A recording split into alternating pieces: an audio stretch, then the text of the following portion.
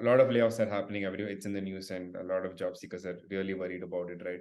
So in this environment, specific to this environment, let's cover this in terms of two things. One is how can people uh, uh, sort of not be too worried about the situation and still continue doing things, and also is there something that they can do better to stand out at this point of time, right? So we'll cover one aspect like that, and another thing we'll talk about is what are the trends currently saying.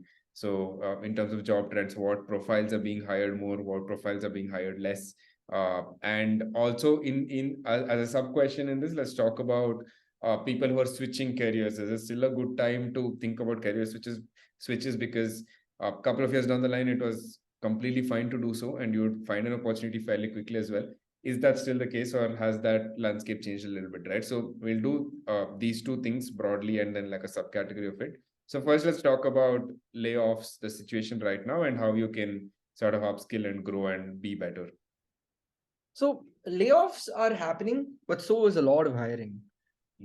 Layoffs are happening, yes, and these are the larger companies, and of course, then the news. The smaller companies, nobody talks about them, and so they're not in the news, and people are worried about layoffs and recession, blah blah blah. But there is more opportunity in today's world than decades combined. It's crazy. We're in a market where every day is a new startup. Every day, this, of course, funding's on hold and all of that, and a lot of layoffs have happened. But there are a lot of companies that you can still work in.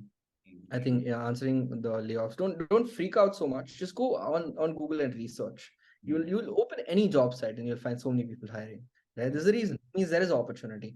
Number two is look at international opportunities, because we have moved into a remote environment and a lot of countries are hiring international, and India has a lot of talent. Like it's crazy how much talent we have, and a lot of countries lack a lot of talent in a lot of areas, especially tech. You're always sorted.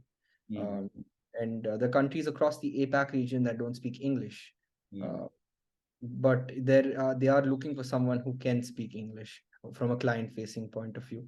Countries are looking to expand; they're looking for someone who is more presentable with their language. And Indians, in all across APAC, Indians, I mean, outside Oceania, which is Australia and New Zealand, Indians play an important role in terms of representing English speakers.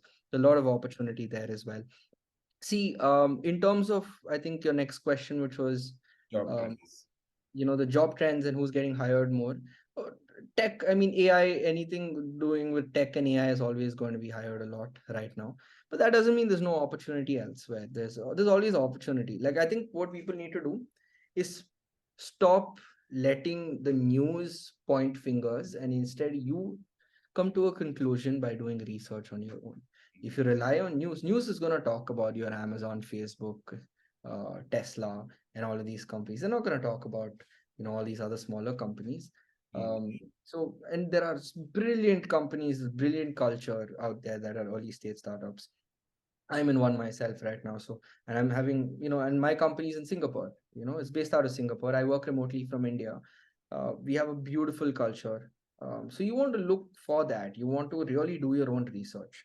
And I think finally answering what you can do better to get yourself that, your job. There are two ways to go about this. Either you go after what is the trend and a lot of people are being hired, where a lot of people are being hired. You will be hired if you're in the industry. Like right now, tech is AI, coding is big, right? If you're a software engineer, you will get hired, even by being average.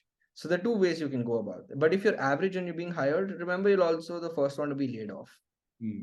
Right? So the two ways you can look about, either you can get really good at something, or you can go after, and you can be average and go after what everyone is hiring for.